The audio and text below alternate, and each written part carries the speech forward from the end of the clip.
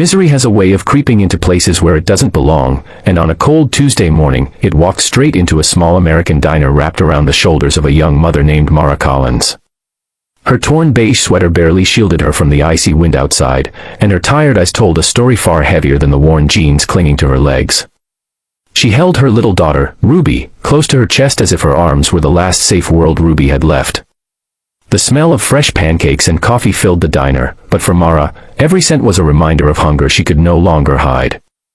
She had come not for herself, but for her daughter, just a small meal, just something warm to help Ruby stop shivering. She had no idea she was about to be humiliated in front of strangers, or that someone powerful was quietly watching.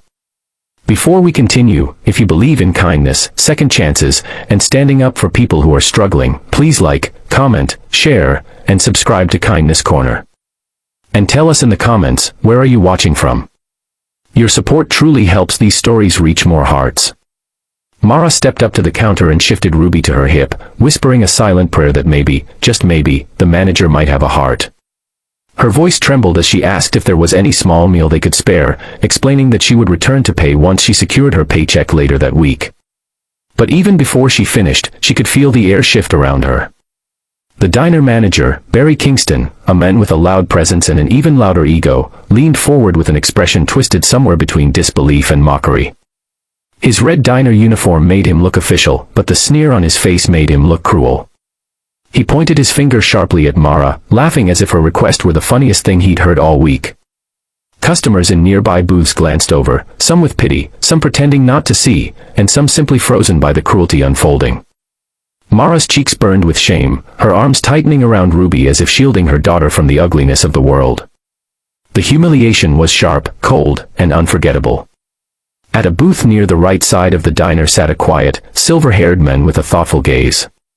His name was Graham Adler, and to everyone else he looked like just another customer sipping coffee on a late morning. His gray shirt, rolled-up sleeves, and calm demeanor made him blend in perfectly. No one knew, and certainly Barry didn't, that Graham was actually the CEO and owner of the entire diner chain. He often visited his locations unannounced, not to intimidate but to observe, to understand the heartbeat of the people working under his name. Today, he hadn't expected to witness something like this. But there he was, watching a desperate mother be mocked by the very person meant to serve and uplift customers. Graham set his cup down slowly, every muscle in his jaw tightening. Moments like this were defining, not just for the people involved but for the soul of a company and the humanity of a community. As Barry continued to ridicule Mara, pointing at her torn clothes and making snide remarks loud enough for everyone to hear, Mara felt her strength slipping. She knew she looked poor. She knew she looked desperate. But she never imagined being shamed in such a public and vicious way. Ruby tugged at her sweater, her little voice asking if they could go home, and Mara felt her heart crack all over again. She had fought through job losses, bills, and sleepless nights, but nothing hurt like being belittled simply for trying to feed her child. She contemplated walking out, swallowing her pride and her hunger, and pretending none of this happened. But something inside her made her stay just a moment longer, a small flicker of hope that someone, anyone, might show her compassion. And someone did. Graham rose quietly from his seat, his presence carrying a calm authority that made heads turn without him saying a single word. He walked toward the counter, not with anger, but with a measured purpose. The diner seemed to hold its breath as he approached, and Barry's smug grin faded when he realized the man he had ignored moments ago was now standing directly beside him. Graham didn't need to shout or point fingers, he simply observed the plate of food Barry had been guarding so theatrically and then looked back at Mara with eyes full of empathy. There was a heaviness in the air, the kind that comes right before justice arrives, unexpected and undeniable. The transformation that followed wasn't loud or dramatic, it was quiet, steady, and deeply human. Graham placed a gentle hand on the counter and instructed a nearby waitress to bring Mara and Ruby a fresh, warm meal, whatever they wanted, and plenty of it. His tone left no room for debate. The staff immediately shifted, sensing that something significant was happening. Barry, now pale and stiff, tried to regain composure, but his attempts fell flat. Graham calmly informed him that his behavior did not reflect the values of the company, and consequences would follow. It wasn't revenge, it was accountability. Mara watched in stunned silence, tears slipping down her cheeks, not from shame this time, but from overwhelming relief.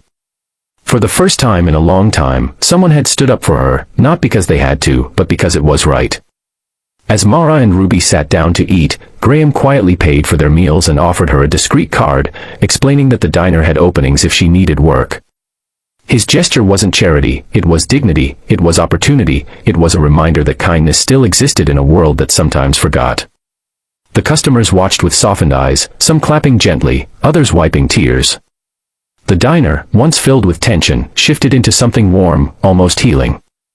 Mara felt hope return to her heart like sunlight breaking through clouds that had hung over her for far too long.